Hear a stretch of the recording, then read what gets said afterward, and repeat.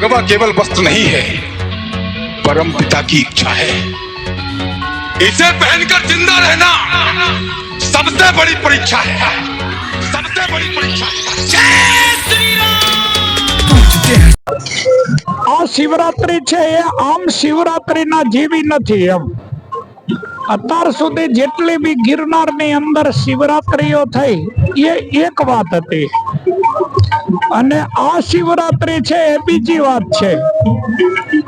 આ શિવરાત્રી છે global warming.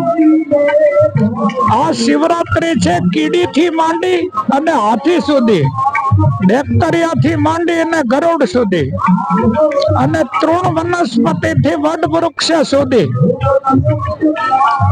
વિશ્વ કલ્યાણ માટેનો સમય પાકી ગયેલો છે અને આવી બી ગયેલો છે. મોજૂદ જ છે અત્યારે આ મેળામાં 84 વ્યક્તિ એવા જેને જો ધર્મની સ્થાપના કરવાનો ખાલી ઓર્ડર આવી જાય તો 4 કલાકમાં પૂર્ણાહુતિ થઈ જાય. ધર્મની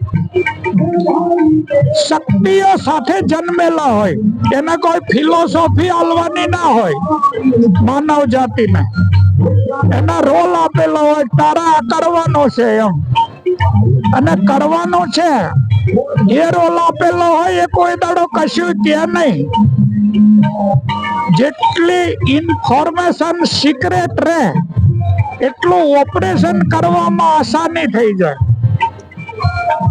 જો સિક્રેટ લીક થઈ તો ઓપરેશનમાં ગડબડ થાય.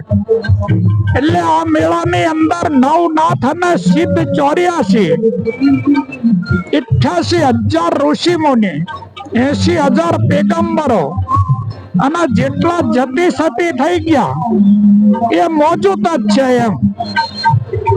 ગંગા છે એ કોઈ પ્રગટ હોય અને કોઈ ગુપ્ત હોય, તો કોઈ પ્રગટ સ્વરૂપે છે અને કોઈ ગુપ્ત સ્વરૂપે છે, પણ હાજર અને મોજૂદ બધા જ છે એમ.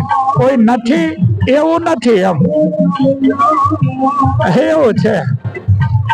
એટલે આ શિવરાત્રીમાં બધા દેવી દેવતાઓ પધારેલા જ છે એમ. પણ પારખ હોવી જોઈએ.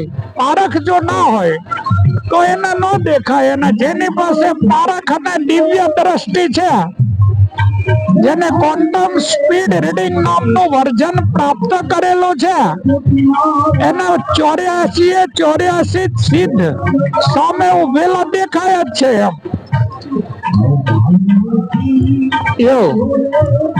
આમ માનવ છે એને કોઈના પિંડમાં પથરી કે લોખંડનો ટુકડો ગળી ગયો હોય તો ના દેખાય, પણ એક્સરે મશીન સામે લઈ જઈને ઉભો રાખે તો શું થાય? તો દેખાય ને. તેમ દિવ્ય દ્રષ્ટિ છે એ એક્સરે મશીન છે, અને એ પ્રગટ કરેલી હોય તો દેખાય. ले बहुत परवाने जल गया राज ये पाने के लिए कि सम्मा जलने के लिए है या जलाने के लिए. अध्यात्म से ये चालू વીજળી નો શેડો છે, અને એ બી કોટિંગ કર્યા વગરનો નેકેટ. એટલે એને ખાલી પકડાય પછી શું થાય એ એની ફિલોસોફી નથી એમ.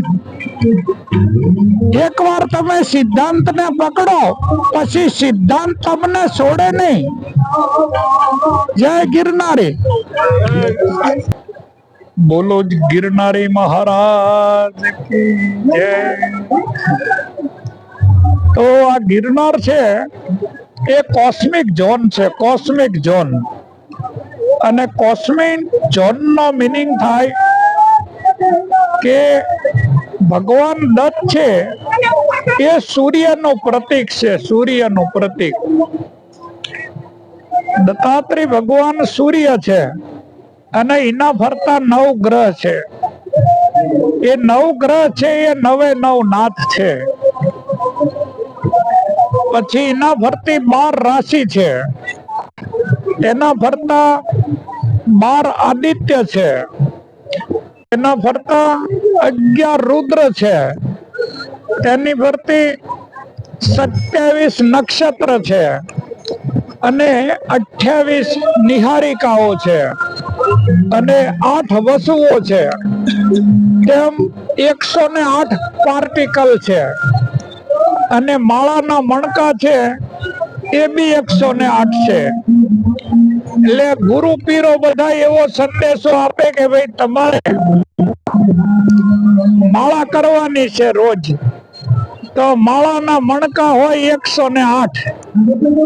અને આ કોસ્મિક ઝોન છે તેમાં કોસ્મિક પાવરોની ફ્રીક્વન્સી બી 108 છે. એટલે ગિરનાર શિખર ઉપર 553 ગીગાહર્ટ્ઝ પર ફ્રીક્વન્સી ચાલે છે નાદની. અને એ જે નાદની ફ્રીક્વન્સી છે એ ધ્વનિની પ્રતિધ્વનિ છે અને કંપનનું પ્રતિકંપન છે. એટલે આ પ્રકૃતિ સ્વયં ડાન્સિંગ કરે છે, આનો કોઈ કરતા નથી.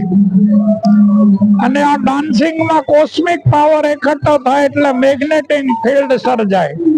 અને આ મેગ્નેટિક ફિલ્ડની જે અસર છે એ શ્વાસની બેલેન્સિંગ શક્તિ ઉપર જાય એટલે માનવ ઝીરો તરફ જાય.